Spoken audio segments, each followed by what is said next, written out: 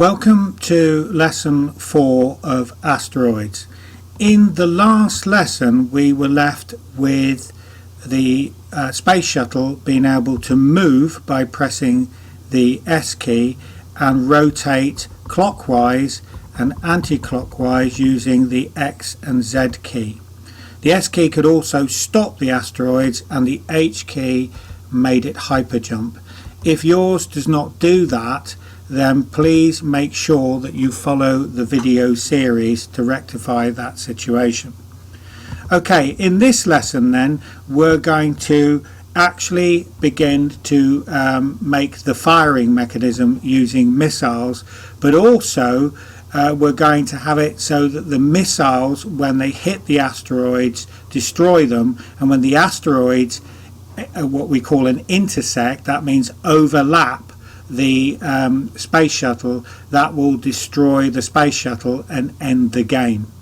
So that's about as far as we're going to go in this lesson. So I'm just going to close it down then, and what you need to do is go to Moodle, open the lesson 4 worksheet,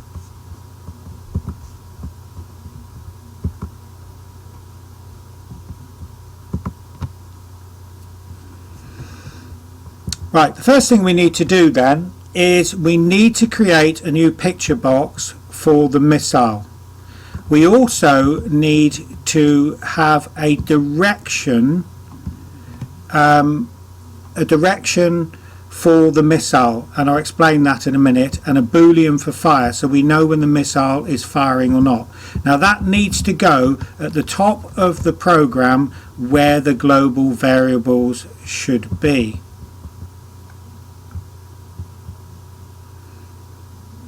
Okay, just under the random one there, and paste that in.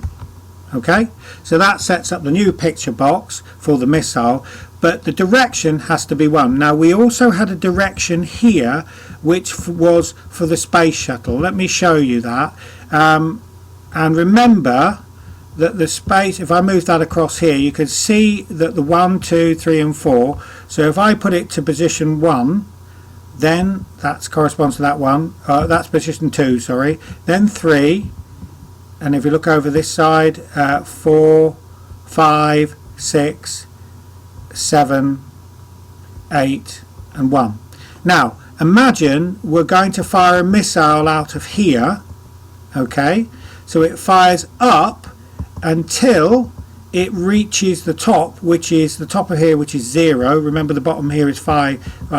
If it reaches that, then we're going to remove the missile, but if the missile also hits one of the asteroids, we're going to make the asteroid invisible and then remove the missile. So that's the 2 firing systems. But imagine if we fired the missile and it's heading up here, and we had the same variable for the missile direction as the space shuttle. So imagine that the missile is going up here and we move it, then the missile is going to move in that direction and the missile is going to move in that direction. So what we need is we need a separate variable int here for the missile, so that when we move the direction of the shuttle, the missile continues on its original course. So if we fire a missile here, it starts off, and if we change direction, it should carry on in its own direction using its own timer. So that's what we're going to try and achieve. Okay then, so what we want then is we want a missile timer.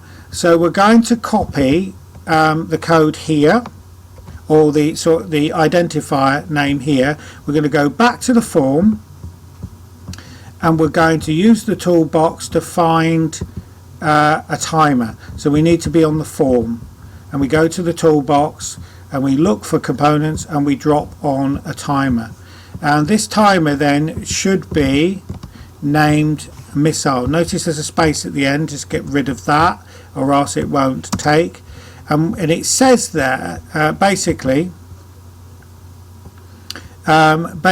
we're going to set that to 1, and we've got the missile timer set up, and we're going to put inside the missile timer this code here. Okay, so we double click that, and put in the code. Now notice this bit at the bottom. We're going to deal with that later, because that at the bottom is going to be the hit test that we're going to enable later to actually work out when it's hit the actual asteroids. So we go back to the worksheet there, and we go down and we look for the position of the missile. That's very important, and I'll explain that in a minute. So we're going to copy that right the way down. So we go back up to the top, and we want to get in these two subroutines down there. So we go right the way down and copy. It goes over several pages, and we go to above section 4 there. Copy it and place it into the program below the second, or just above the second, the two bottom braces there. Okay, so we should have two subroutines put in there. One of them's called missile position. Now why do we need missile position? Well, I'm going to have to explain using basically some graphics here. So what I'll do is open up a, you don't have to do this, I'm just doing it so that you will understand what's going on. I'm going to open up a PowerPoint presentation so I can use a blank slide to show you what I'm talking about. So basically,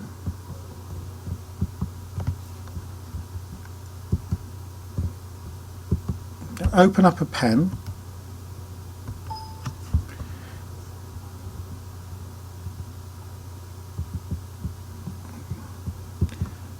I'm going to use a pen here, and basically I'm going to draw a rough picture box which has the space shuttle inside of. Now I've just done that as a diamond, so it doesn't matter.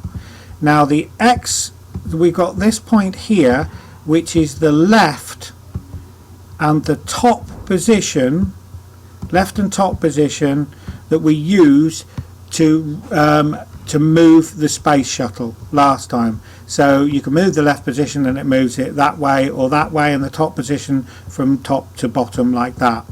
Now at the moment we need to use this point here to gauge where we're going to launch the missile from. So if the missile is in direction 1, then we need it to be at the top, and we need it to be 25 in. So top and 25. Remember that the picture box is 50 by 50. Yeah. So position 2 then would have the actual space shuttle pointing in that direction there. So it needs to be, the missile needs to be launched from that corner there. So that's going to be top 0 and left plus 50, and so on and so on. So you need to, depending on which way it's going, you need to actually plot these different positions, and that's what that, I'm going to show you the subroutine in a minute. That's what this subroutine does. So I'll just cancel out of that. So we'll keep that and discard it and go down. And you can see here then that the position, if the missile's fired, then the direction equals the direction of the missile for the first time. Then it goes down here. If it's a position 1, then the top, remember what I said, the top needs to be equal to the top of the missile, and the left of the missile needs to equal the space ship left plus 50. So if we went back to that graphic there, it would be that location there. So that is top 0, top matches the space shuttle, and then it needs to be 25 from there. You can see that there. And if it's facing the other position, then it needs to be the same as the top. Those two need to match. The top of the missile needs to match the top of the space shuttle, and it needs to be 50 from the left here. And again, if you look at that, that would be that position there if it was facing that way. If it was facing that way, then it would be in position 3. So that is 25 from the top, so it's going from the top down 25, and from the left 50, and that would put it in that position. So from the top 25 down, and from the left 50. So it just, each one of those cases just tracks it going round like that. So let's go round to the missile move then, and the missile move takes its cue from the missile direction and simply sees if the missile has hit the bounds of the form, and if it hasn't, then basically it adds a speed of 5 to it. That means it goes 5 pixels every time the missile moves. And if it reaches the bound, in other words, if the actual missile reaches the top of the screen, so it's greater than 0, remember it starts from 0 to 550 at the bottom. If it's greater than 5, then basically, or less than 5, sorry, it basically turns the fire to false, disables the missile timer, and removes the missile from the control. So that's simply all that subroutine does. And again, you can go and look at it for yourself. So now we need to add this code here to the key down subroutine. I'll just move it down so you can see it. So this key, this here, we need to take out, and we need to go to the key down subroutine. So we go up until we find the ones that control the keyboard. Now you can see this is the key down one here, right? And we need to track down the key cases. There's X, there's Z, and there's S key, and there's H. So we go below that and we place in a new keyboard one, and that's looking for the space bar. And what that does is it sets the speed interval in the timer here, missile timer, it's set to 100 here, and it sets it so it goes off every millisecond, and that means that it moves quite quickly. And then we start the missile timer. So if somebody presses the space button, it's like firing the missile, and the timer is on until it goes out of the bounds of the screen. Okay then, so let's have a look. What we haven't got the hit test in there yet, so let's have a look at how that runs. So what that should do is we should be able to move it round, and when you press the space bar, it just fires. Now notice that it's in position 3 there. It fires until it goes past the right hand side of the screen here, and then the missile is switched off. And basically if we're facing this way, again if we fire, it goes down to the bottom and then switches off. You can't fire 2 missiles at once, it has to reach the end of the bound. But notice also that it goes straight through the asteroid. So we need to do what is called an intersection. So I'm going to open up the PowerPoint again to show you what an intersection is. So basically an intersection, just going to switch on this pen, just go up.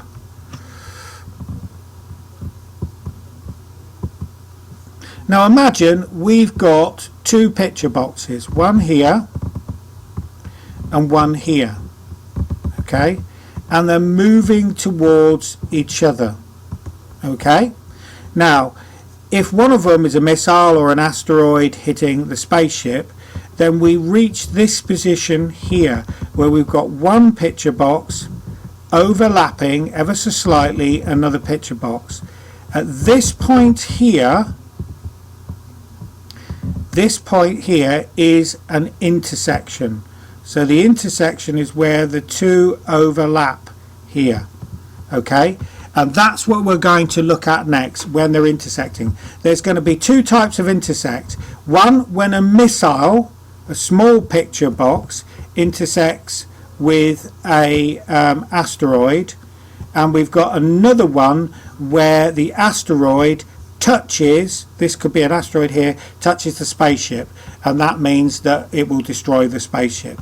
So they're the two intersections that we're going to deal with.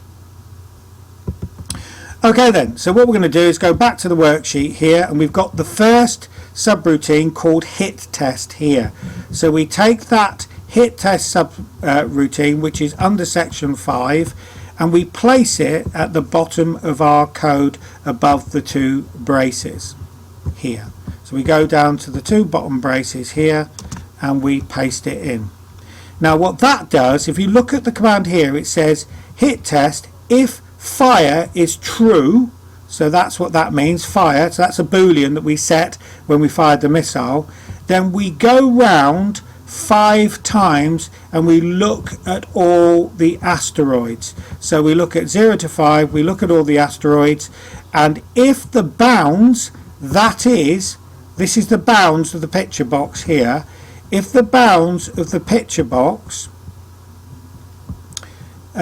here, the bounds of the missile, intersect with the asteroid picture, and the asteroid picture is visibility is true, that means it is visible, then we make the visibility of the asteroid picture false, so it goes invisible. We turn fire to false, and we disable the missile timer and remove the missile from the actual screen. So we're not actually removing the asteroid, only the missile, so it goes around the background. If we did remove the asteroid, none of these cases would work properly, so we'd start getting errors. So we have to leave the asteroid going around in the background. There are other techniques that you can use to stop that happening, but this is only a prototype. Okay, so that should work, that it should now be able to hit that. But remember, if we go up to the keyboard one here, we notice that if we go up to the subroutine, which is the event handler for the keyboard press, right, when we hit the space bar, it starts the missile timer. So if we go down to the missile timer,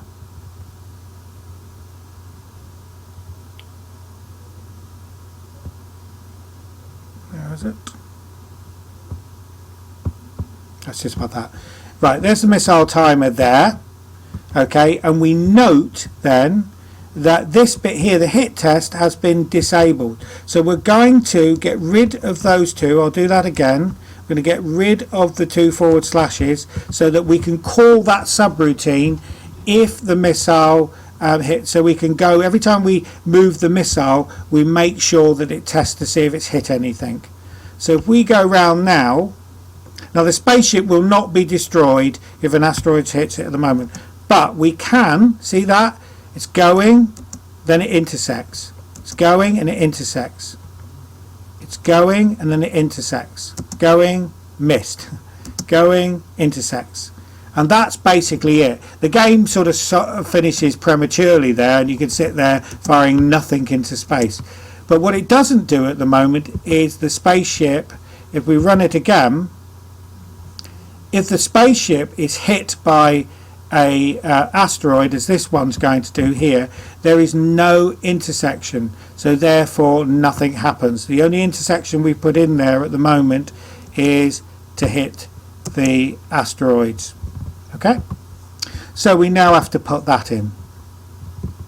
So we go down here to the last bit, and it says that this must go in the asteroid timer, so we copy that code there, and the quickest way, instead of like I did before scrolling up and down the codes, go to the form, look for the asteroid timer, double click on it, and then your key will be pressed, your cursor will be inside the asteroid timer. So you go to the bottom of the asteroid timer, Okay, make sure you're at the bottom of the timer, and then just before the bottom braces you put in that for next loop. That means that the asteroid is moved, and then it checks to see here, all 5 asteroids are checked to see if the asteroid, whichever number it is, 0 to 5, bounds, that's again, the bounds are the outside of the picture box there,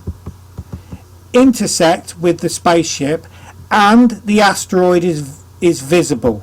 That means true. If it's invisible, it will not collide. And if that's true, what it does is it makes the asteroid invisible, it makes the spaceship invisible, and it puts a message up, game over, and it just stops there. It's not a very exciting finish to the game, but it's only a prototype at the moment. So this time we're going to allow it to hit it, and what should happen is a message will come up that the game's over. And that's it. It just goes on forever now without you. And I just click OK, and nothing happens. Right, that's the end of this lesson. In the next lesson we're going to look at putting a scoring system on there somewhere at the top here, and we're going to neaten it up so that we can score each time we hit that. We're going to end the game more appropriately, and we're also going to look at maybe saving the scores and putting some sort of leaderboard up there to show you who's done the best. So remember, all of this is pretty raw. You would spend a lot more time putting functionality into it and making it look better. Okay, that ends lesson 4.